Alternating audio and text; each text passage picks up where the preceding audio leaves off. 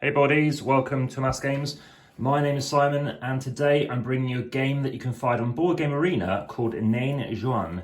Now there are lots of different names for this game and lots of different variants and sort of implementations, and I will be talking to you about some of them in a bit of detail, and also going to be doing this how to set up, play and review. So firstly, remove 7 cards, 4, 5, 6, 7. You will need them, but you'll basically be dealing out, as an example, in a 3-player game, 15 cards each. So as you can see, I did kind of shuffle these up first. It's just to show you that I'll be playing just as a little amount of knowledge as you know about what cards are here, and you can kind of see what you're trying to do. Now this is a shedding game, and just whilst I'm doing this, if you are enjoying the content, please hit the like button, subscribe and hit the notification if you haven't already. Chuck in a comment and I reply very quickly, and also check out the description. If I make any goofs or anything like that, I may well chuck it in there. It's definitely not intentional. Okay, so now we've dished out these cards. Now, Exploding Kittens is the most famous example perhaps of a shedding game that is in the wider common knowledge, so to speak. And in terms of this game, there's the 1600s is kind of when it's first heard about. But the 1760 version of basically Nain Jaune, which is French for yellow dwarf, is what this game comes from. So I'll be looking at this hand and see what we will be doing. So you're trying to get rid of all your cards, as I mentioned.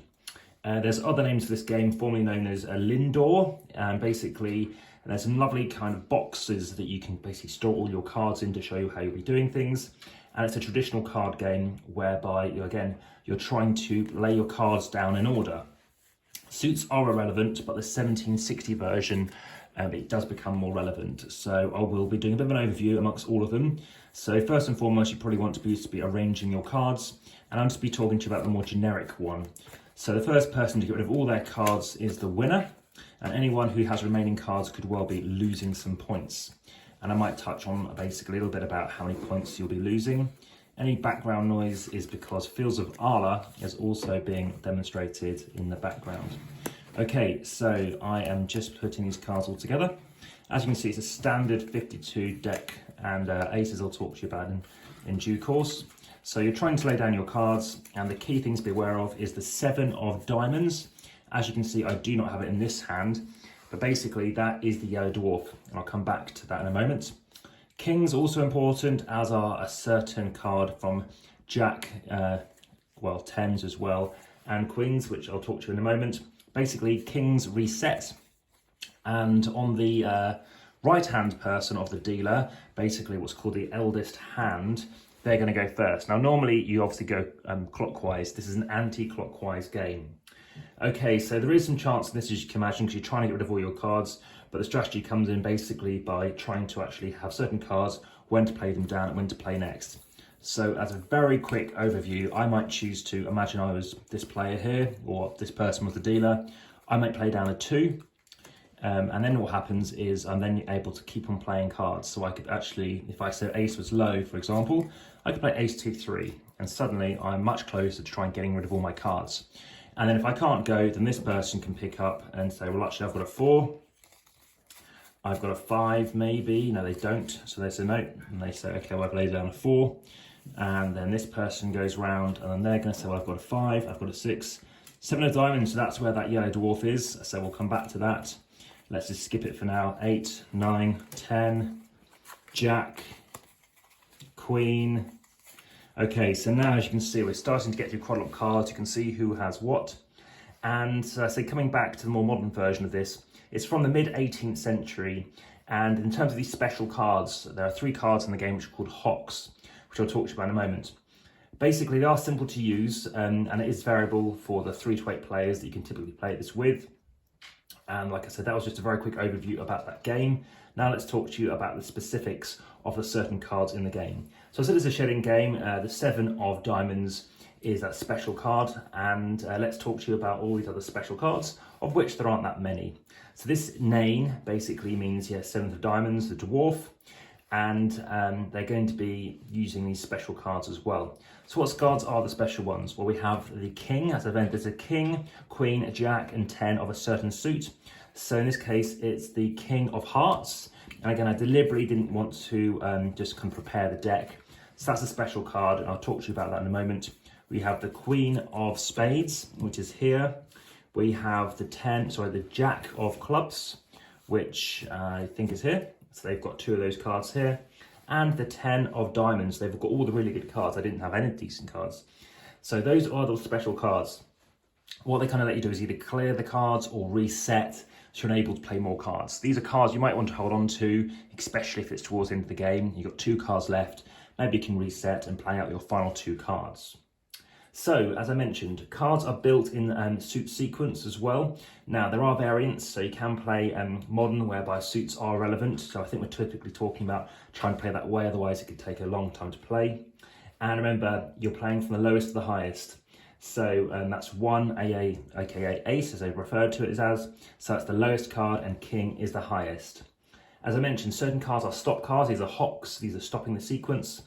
And those 3 permanent hocks, as we talked about, were the Queen of Spades, the Jack of Clubs over here, and as I said, the 10 of Diamonds. So there's a special card which are called hocks, which I think I'll just make nice and clear and show them over here. So as you can see, one of each of those suits in particular, the Jack of Hearts, the Queen of Spades, and apologies, I picked up the wrong card there, the 10 of Diamonds. So those are those special cards. Okay, and it was the Jack of Clubs. Okay, so those are the special ones, and the chief hock basically is this 7 of Diamonds over here. So that is a special card. Let's just scoop these cards up now. These are those special cards. I think the rest of the time being we can just skip away, just so you can keep the focus. Right, now the 4 kings, they can all be used, and they're basically those end of run hocks. So that's the final card that you're going to be playing to try and complete your run. Now, dealing and playing. So as I mentioned, you're playing anti-clockwise, and in a 3-player game, obviously 15 cards each. If 5 are playing, you're going to have 9 cards each as well. And again, those 7 cards are placed face down to one side, so nobody got to know what those were. So I talked to you about the Elder's Hand. Of course, that's the person leading off. That's the person, in this case, to the right of the dealer, because you're playing anti-clockwise.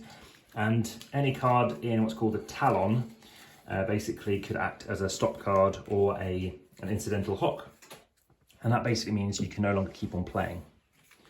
So that means your kind of your turn of basically trying to schedule cards has ended, and then it's going to move on from now on. Now, as I said, one person is eventually going to get out, and obviously other people are not. So we need to be talking about the scoring. So the dealer, antes, and this is where you're going to be using chips. So you could be using chips like this from Fields of Arle as an example. And as follows, you could get 1 point with diamond. So if you have this card, basically there, if you happen to have, you get 2 points for the Jack of Clubs and 4 points on the Queen of Spades. And particularly on the King of Hearts, what you'll be getting is 5 points, and let me show you that card there. And finally, that 7 of the special card, the 7 of Diamonds, which is that yellow dwarf, basically because it was ugly and terrible and violent. That is going to be 7 points. Sorry, 5 points there. So 5, 4, so 1 point, 2 points, 3 points, 4 points, 5 points. Okay, and again, the winner is the first person to get out, having shed all of their cards. And again, you're going to toss up the points with courts worth 10 points, and aces and all other cards, so courts being these picture cards. Aces are going to be worth a certain amount as well. So you might call these face cards. Aces are worth 1 point, and all other cards score their face value. So any cards left over, let's say you had a 7 in your hand, you're going to be having 7 points left. If you still hold that card into the game, then you're going to lose double points as well. So that's basically you need to be aware of. It's a fairly simple game. Obviously, you're trying to shed your cards, and just be aware of that. And you could choose to have no permanent hocks. That's another variant in the game. There is a game known as the Pope game, where basically, I think it's called King Pope. So there are different variants there as well. Pope John, or Pope Juan, in fact, and Pochen, or Pochen, P-O-C-H-E-N. And yeah, you're trying to be ruined. You're trying to get rid of all your cards first. And there you go. So long way of explaining, trying to get rid of your cards, but crucially you have special cards here, And yeah, these are special cards you kind of want to be getting into play to kind of interrupt that thought and allowing other people to maybe not be able to go.